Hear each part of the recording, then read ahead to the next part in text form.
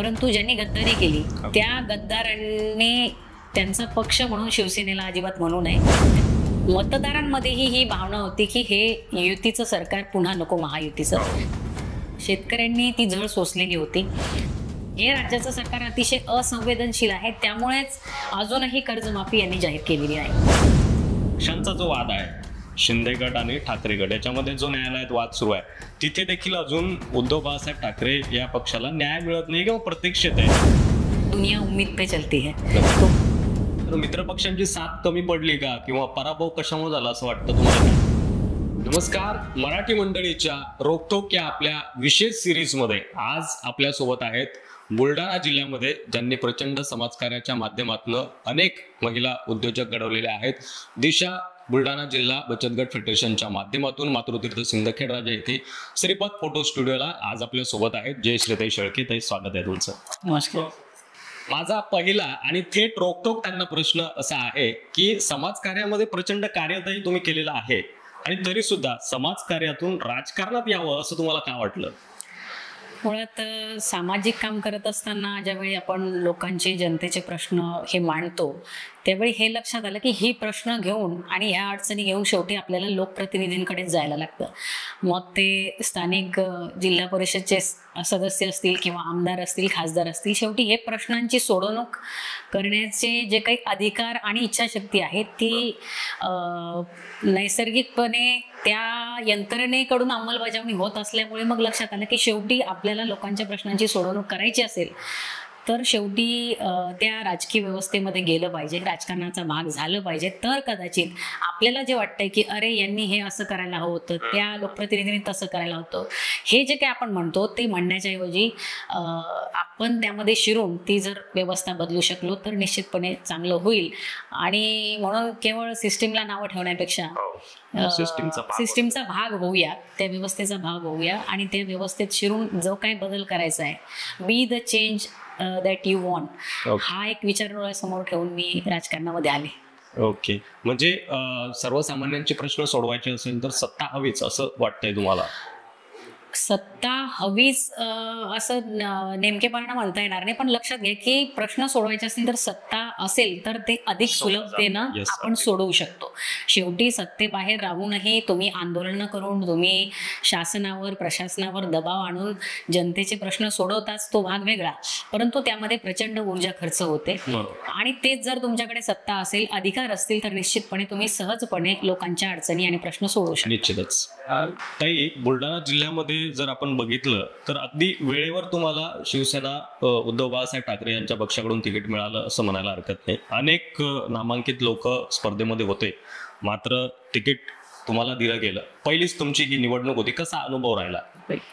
मी सर्वप्रथम शिवसेना पक्षाचे आमचे पक्षप्रमुख आदरणीय उद्धव बाळासाहेब ठाकरे यांची मनापासून आभारी आहे. आमचे जिल्हा प्रमुख आणि संपर्क प्रमुख आदरणीय जालिंदरभाऊ बुधवत आणि नरेंद्रजी खेडेकर यांचीही मनापासून आभारी आहे. आणि सगळ्याच वरिष्ठ नेत्यांनी जो काही माझ्यावर विश्वास दाखवला एक खूप मोठी गोष्ट आहे. आपण म्हणालात त्याप्रमाणे अनेक लोक या उमेदवारीसाठी इच्छुक होती, परंतु त्या सगळ्यांमध्ये आदरणीय उद्धव बाळासाहेब ठाकरे यांनी मला असं वाटतं की माझं काम आणि प्रामाणिकपणा आणि समोरच्या व्यक्तीला आपण अतिशय ताकदीने त्या ठिकाणी त्याला टक्कर देऊ शकतो, हा एक विचार त्यांनी बघितला आणि उमेदवारी मला दिली. मला निश्चितच आनंद झाला असता की जर मी त्यांना ही जागा निवडून देऊ शकले असते, परंतु अतिशय अत्यल्प मताने आम्हाला पराभव स्वीकारावा लागला. महाविकास आघाडीच्या माध्यमातून बुलढाणा विधानसभेची निवडणूक लढवत असताना प्रचंड ताकदीने आम्ही काम केलं आणि नागरिकांमध्ये, मतदारांमध्येही खूप विश्वास होता की 100% बुलढाणा विधानसभेची जागा ही महाविकास आघाडीला आणि पर्यायाने शिवसेना उद्धव बाळासाहेब ठाकरे पक्षाची ही जागा निवडून येईल हा विश्वास होता. परंतु त्या ठिकाणी जसं आता बाहेर येतंय मतांची चोरी ही बुलढाणा विधानसभा मतदारसंघातही झाली आणि त्यामुळे 841 अवघ्या 841 मतांनी हा पराभव झालाय. नाही, पुनर्मोजणी झाली नाही, हे विशेष. म्हणजे बुलढाणा विधानसभा मतदारसंघामध्ये अवघ्या 841 मतांनी पराभव होऊन आणि पोस्टल बॅलेटमध्ये आम्हाला मतदान जास्त होतं, आम्हाला लीड होता. असं असतानाही आम्हाला निवडणूक निर्णय अधिकाऱ्यांनी पुनर्मतमोजणी नाकारली. ओके. पुनर्मतमोजणी जर झाली असतील तर निश्चितपणे आम्हाला विश्वास आहे की ही जागा आपण जिंकू शकलो असतो. ओके. ते काय वाटतंय, म्हणजे अनेक ठिकाणी सुद्धा मतमोजणीचा घोळ बघायला मिळाला.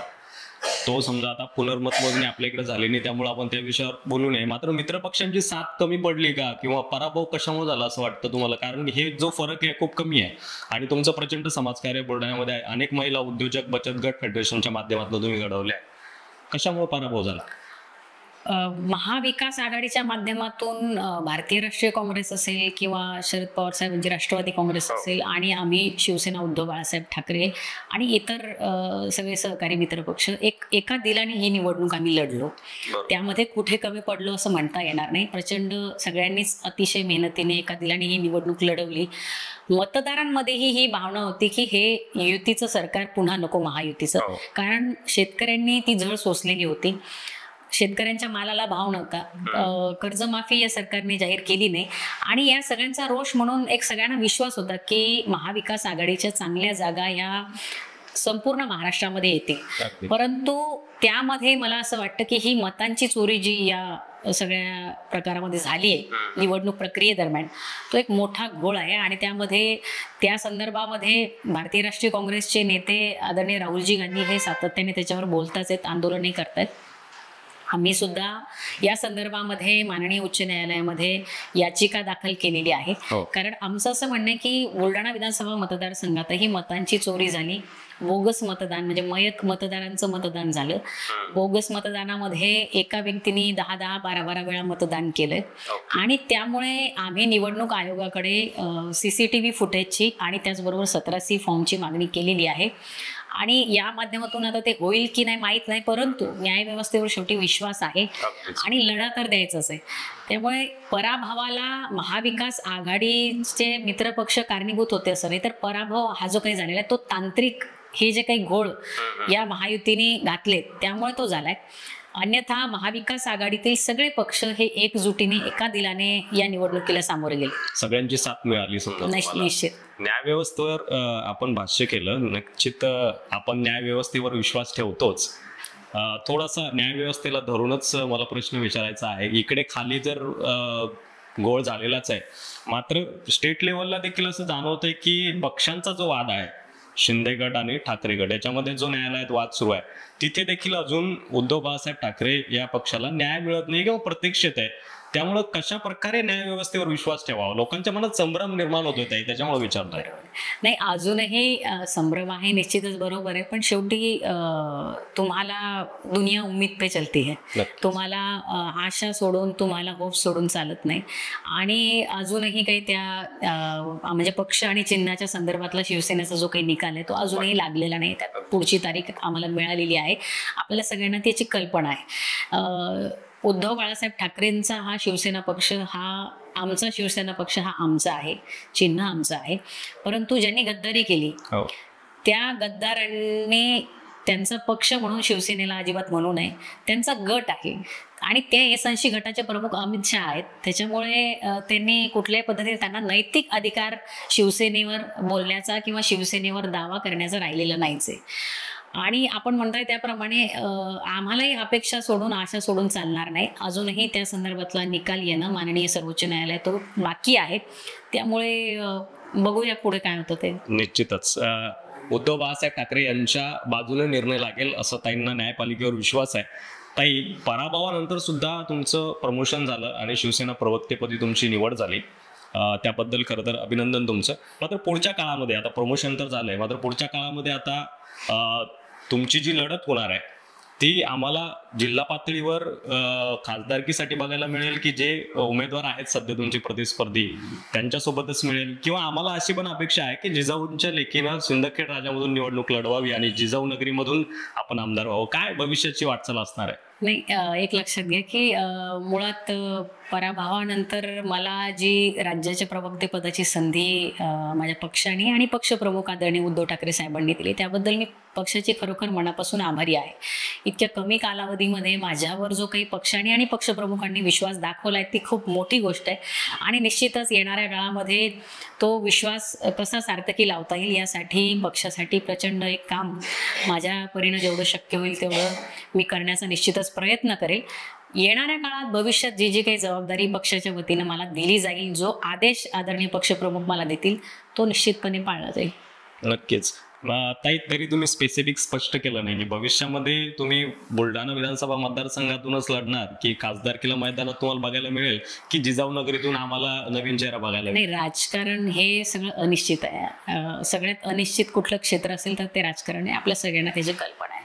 मी बुलढाणा विधानसभेची निवडणूक लढवलेली आहे. अवघ्या 841 मतांचा त्यामध्ये फरक पडला. भविष्यामध्ये निश्चितच बुलढाणा विधानसभेचे मी त्या ठिकाणी उमेदवार आहेच आहे. पक्ष काय काय जबाबदारी देतो, पक्षप्रमुख काय आदेश देतात त्याचं पालन करणं एक शिवसैनिक म्हणून माझं कर्तव्य आहे आणि ते आताही मी करते, भविष्यातही तेच करेल. ओके, निश्चितच ताईंनी चेंडू जो आहे तो पक्षप्रमुख यांच्या पारड्यामध्ये टाकलेला आहे. पुढची मुलाखत कदाचित उद्धव साहेबांची असेल आमची. मात्र तरी ताई, शेवटचा प्रश्न आहे. महाराष्ट्रामध्ये प्रचंड पाऊस यावेळी झाला आणि पावसामुळे शेतकरी हवालदिल झालेला आहे. सरकारनं जी मदत घोषित केली आहे त्याबद्दल, त्या धोरणाबद्दल काय वाटतंय तुम्हाला? ती पुरेशी मदत आहे? शेतकरी सुखावेल त्या मदतीनं? शेतकरी कसा सुखावेल मला सांगा. आज महाराष्ट्रामध्ये अतिवृष्टीमुळे जे काही नुकसान झालंय, जवळपास 70 लाख हेक्टरहून अधिक क्षेत्राचं नुकसान झालेलं आहे. एकट्या मराठवाड्याचं जवळपास 50% नुकसान हे यामध्ये झालेलं आहे. आणि अशा परिस्थितीमध्ये तातडीने खरं म्हणजे राज्य सरकारने कर्जमाफीची घोषणा करणं अपेक्षित होतं. त्याने निदान दिलासा शेतकरी बांधवांना मिळाला असता. ओला दुष्काळ तातडीने जाहीर करणं अपेक्षित होतं, परंतु राज्य सरकारने त्यामध्ये वेळ काढूपणा केला. एकीकडे मुख्यमंत्री म्हणत होते, याआधी काही दिवसांपूर्वी म्हणाले होते की योग्य वेळ आल्यावर आम्ही कर्जमाफी जाहीर करू.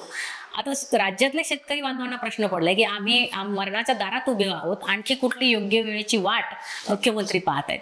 परंतु अपेक्षित अशाच प्रकारचं झालं. केवळ तुटपुंजी मदत जाहीर करून या राज्यातील शेतकऱ्यांच्या तोंडाला पानं पुसण्याचं काम या राज्य सरकारने केलेलं आहे आणि हे राज्याचं सरकार अतिशय असंवेदनशील आहे. त्यामुळेच अजूनही कर्जमाफी यांनी जाहीर केलेली नाही. नक्कीच, अतिशय असंवेदनशील हे सरकार आहे आणि शेतकऱ्यांना पूर्ण कर्जमाफी मिळावी यासोबतच त्यांनी अनेक प्रश्नांवरती स्पष्ट आणि रोखठोक मत मांडलेलं आहे.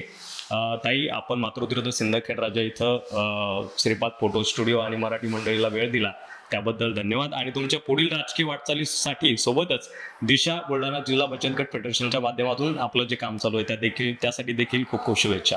खूप खूप धन्यवाद. श्रीपाद फोटो स्टुडिओ आणि त्याचबरोबर मराठी मंडळीचे मनापासून खूप खूप आभार आणि आपल्यालाही मनापासून खूप खूप शुभेच्छा.